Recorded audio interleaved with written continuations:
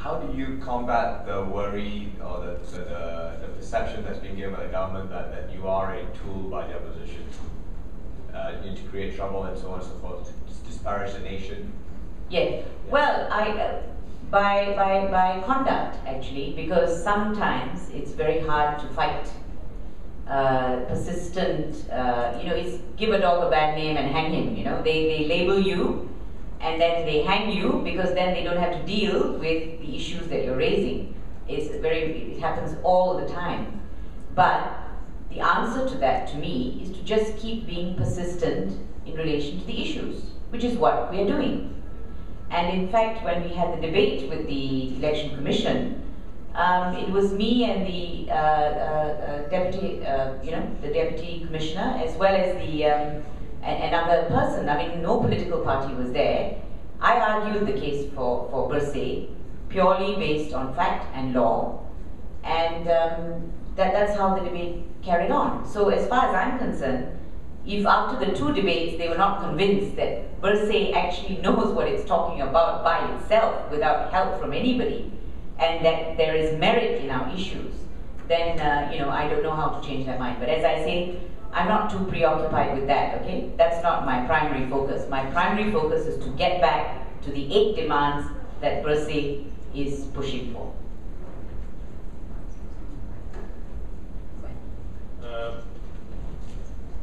I've read somewhere that this year the government is actually eligible to embark on a redelineation exercise of constituency boundaries. And we know from their past track record, they normally make use of this opportunity to engage in gerrymandering. What is Bersih's response to that, and how are you going to monitor potential gerrymandering activities? Right. In fact, redelineation can take place anytime between 8 to 10 years. It's got to complete by the 10th year. The 8th year was up in March this year. So as of March this year, they can start redelineating. And in fact, one of the things that we were looking at on a long-term basis is educating the public about redelineation. Because there is a process under the federal constitution, and it's good that you all know this, before they actually undertake the final redelineation of any constituency. They're supposed to give notice to the residents of that constituency. You then can actually go and object. If a certain number, 100 of you, have objections, you can actually go and they have to have a hearing. Of course, ultimately, they don't have to listen to you, but you can make it very difficult for them to redelineate. So the public can actually participate in that process, okay? Now, in the last redelineation, in my view, or in our view of the Bersih Committee, the redelineation exercise helped Barisan win many more seats. That's how. So yes, to me, gerrymandering does take place. If you look at the maps, actually, for example, in Selangor, and you see the way in which they redelineate, bringing in communities that, bringing together communities that don't have a common interest, you will see that there are issues there. Now, under the federal constitution, there are guidelines about redelineation. And the whole point about redelineation or delineation is that, for example, in Malaysia, you have some constituencies that have, for example, 10,000 voters, all right, or 9,000 plus 10,000 voters. You have others that have 150,000 voters, okay? So let's say you have a constituency where it's 50,000 and a constituency that's 100,000. The voter in the 50,000 member constituency, his vote is worth more than the voter in the 100,000, is double the value of the voter in the 100,000 constituency. All right? When actually the effect under the federal constitution, the idea is that everybody's vote, the weight of everybody's vote should be equal, should tend towards equality. There are reasons why it may not, geographical reasons and so on, but the idea is that it must tend towards equality. So your vote shouldn't be worth half the value of mine, or quarter the value of mine, or 1/10 the value of mine. We should be almost equal. That's the idea, but it's not happening. Sorry. Have we got other questions? Yes. Yeah. This redelineation or delineation, do you need it to be approved? Do you need it to be approved by Parliament, and do you need a simple majority or 2/3 majority? This is to emphasize whether it's important that the government does not have a 2/3 majority. I'm afraid it's simple majority. It's a simple majority. What needs 2/3, because it requires a constitutional amendment, is if you want to increase the number of constituencies or reduce. If you want to change the number of constituencies, you need a 2/3 because it's a constitutional amendment. But I'm afraid on redelineation it's just a simple majority. By the way, they've been thinking it's 2/3 for a long time. I didn't want to disabuse them of that, but I'm afraid that's the law. Yeah, simple majority. Do you have a question? Is there a likely chance of this election taking place this year or next year? Well, I was surprised to hear that it may happen this year, only because apparently arrangements are taking place for a possible election this year. Whether it happens or not, I don't know. But like schools are being told that they shouldn't, they should get ready and so on. But that doesn't mean that it will take place.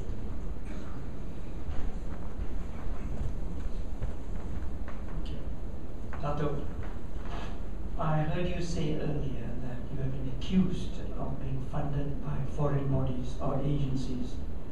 What are you going to do to disabuse that? That's one. And to follow on that, I just want to make a couple of comments, more comments than questions. First, I'm very inspired, and I thank you for delivering this speech tonight. There are lots of Malaysians, the reason why they are not going home is precisely what you have just all outlined. That's one. The other comment I want to make is this, that repressive governments all over the world are afraid of only one thing, and that one thing is truth. And I want you to continue pressing for the truth. Thank you.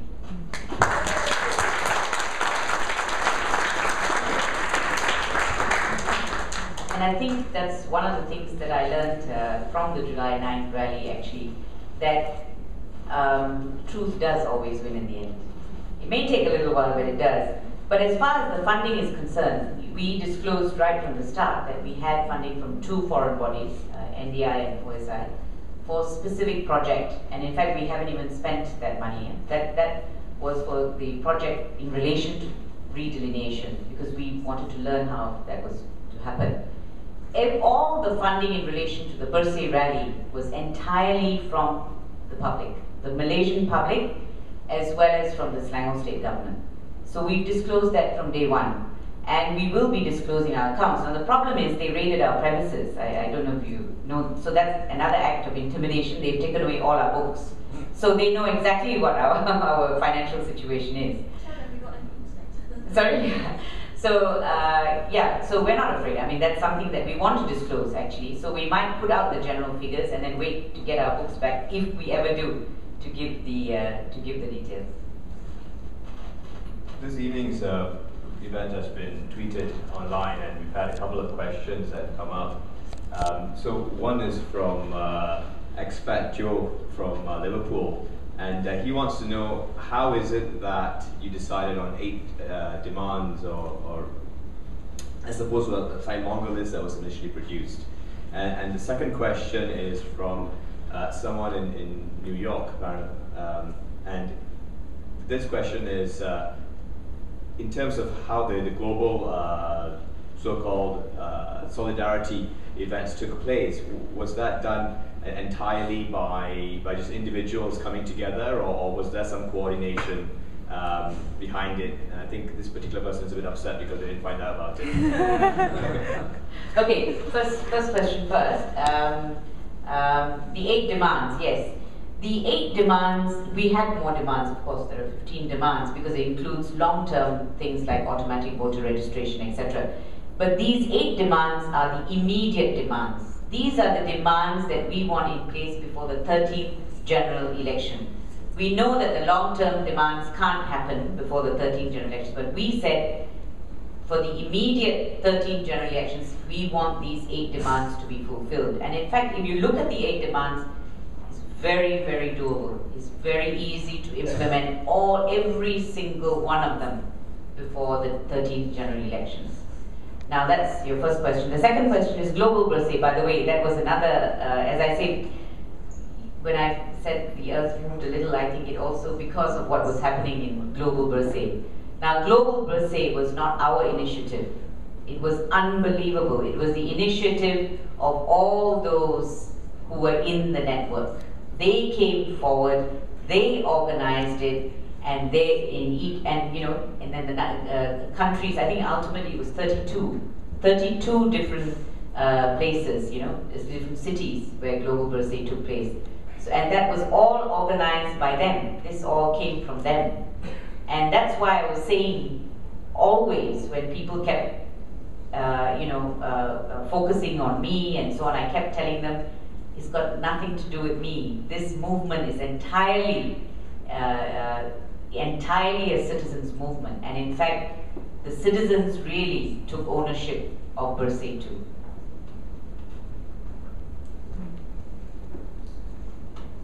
Yeah, Dato, I think it kind of follows on quite nicely from that. You're saying about citizens taking ownership of this. Obviously, when Bersih started, Bersih 2, I should say, it's about the 8 demands. But rather like Libya, I suppose there's been a bit of a mission creep that it perhaps has moved beyond simply the 8 demands. I mean, I'm just reflecting on what you said. Perhaps the feeling is that we need more. My question is really about keeping the coalition and whether you have a sense in which all the coalition partners continue to believe in the wider agenda, if I can put it like that. Thank you.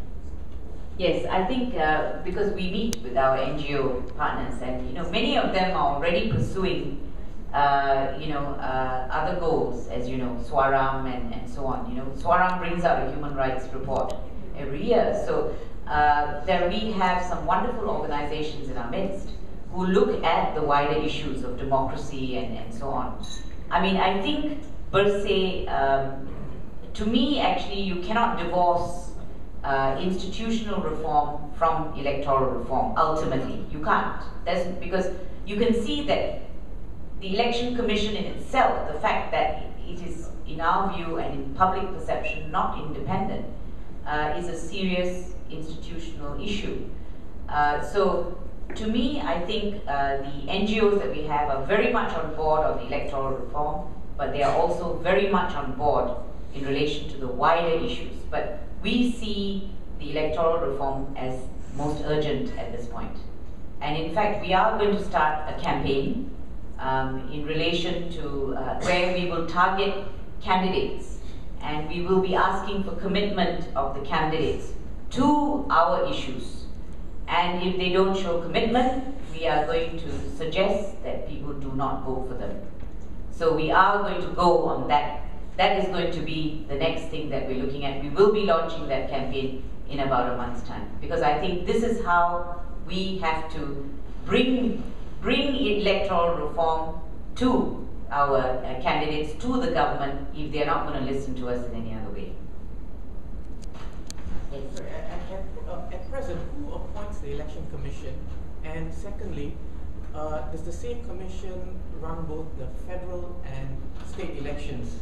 And the question I'm leading to is the elections in the state of Kelantan freer than the federal elections? No, it's all run by the Election Commission. It's all run, and in fact, the state legislation is slightly different, even as to the powers in relation to the Election Commission. But it's all run by the Election Commission. The Election Commission is appointed by the, is obviously suggested, it says the Yang di-Pertuan Agong appoints, but of course, because it's a constitutional monarchy, it will come from the Prime Minister, the recommendations. But what is interesting is the provision that relates to the appointment of the election commissioners says that the Yang di-Pertuan Agong shall appoint people who enjoy the confidence of the public. That's important. And that's why I say when they read that, I mean, surely the commissioners must understand what that means. Not only that, you cannot remove an election commissioner save in accordance with procedure that is used in relation to a federal court judge. So the standing of an election commissioner is the same as a federal court judge. That's how important they are.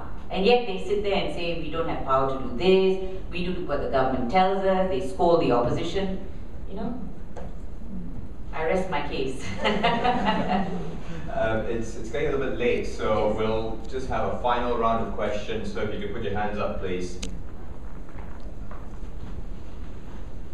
Actually, 3 questions. The star of Bersih London, I think.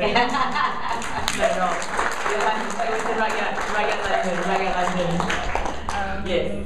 So, what initially inspired you, or actually encouraged you to agree to take on the mantle of leadership for Bersih 2.0? What was your family's initial reaction to it, and what has been the reaction post Bersih 2.0 fallout?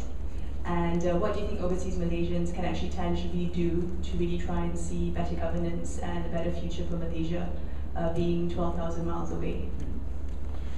Well, on the first, let me tell you, after I finished as president of the Malaysian Bar, I was approached by Chin Huat, Wong Chin Huat and Maria Chin, and I will never ever let them forget this, to head Bersih. And I remember them saying, because after Bersih 1, many of the people involved, it was that was run by political parties, all right? That was driven by the political parties.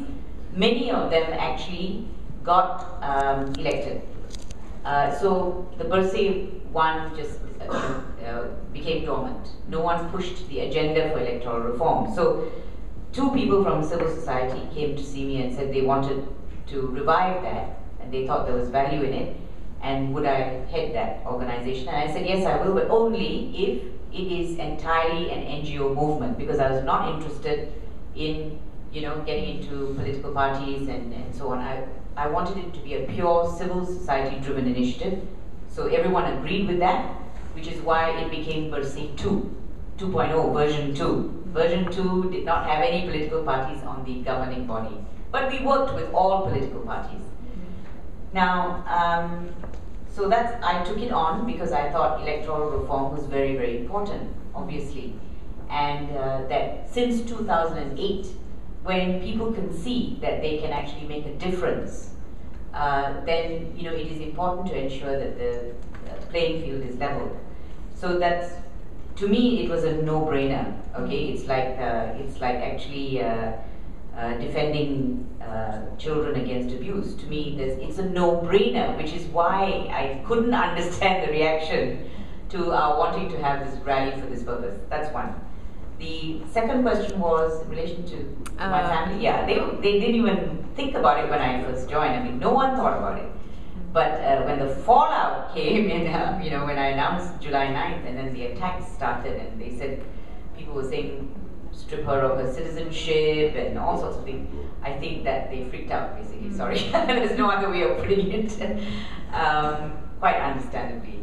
Now, what was the last? Yeah, what overseas? Yeah, well, I think you should do what it takes to get enfranchised. That's what I think you should be priority number 1. Okay, if you need to go to the embassies or High Commission, whatever, and make your presence felt, do it. And I think if you need to say to them, look, we will volunteer, don't worry about manpower, we can get a team ready to assist and so on, do that. So my advice to you is to just get going with getting yourselves, able to vote. Otherwise, you may have to travel 12,000 miles to come back and vote. It's still worth it. Thank you. Last call for questions. Anyone else? Okay, I guess it's Brian, but before I hand over to you, I've got one final question. In terms of speaking to Malaysians here, one of the things that sometimes people are concerned about is what will happen when they pass through immigration. They're worried that if they attend protests and so on, that someone will capture the photograph of them and keep it there at immigration and give them hassle when they come into the country or leave the country. So the question is someone as prominent as you, have you ever faced any intimidation at the point of departure or entry into Malaysia at all? No. So far, no. doubt that it may happen at some point, but no, so far no. Dato Ambiga, firstly, thank you for speaking today. Thank you. My question is, there was a lot of mystery surrounding your visit to the Agong. You had a meeting with the Agong. My question is twofold. Firstly, what transpired there, if you are able to speak? And secondly, who arranged that meeting? Thank you. Actually, on both counts, I'm afraid I'm not at liberty to disclose. That was my promise. That was the basis upon which I met the young people on Agong. So forgive me if I have to decline giving you that information. When I came out after the meeting, of course, my announcement was that we would call off the rally because of the detail of the king, and that we would hold the rally in a stadium. So, but what I can tell you is the audience with the king was about half an hour to 40 minutes. So it was a very fruitful meeting. That I can say that much, and I'm afraid I can't say anything more. Thank you very much. And ladies and gentlemen, one final question. Oh, one final question. Okay, well, seeing as we're in London, what was your response when you saw that Her Majesty the Queen also supports Bersih? I couldn't stop laughing, actually.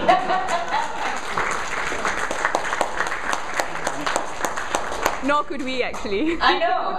When I woke up that morning, the first SMS I saw on my phone was, "And the Queen wears yellow," and I thought, no, that can't be true. And then I saw the papers, I just couldn't stop laughing. It was wonderful. It was wonderful, actually.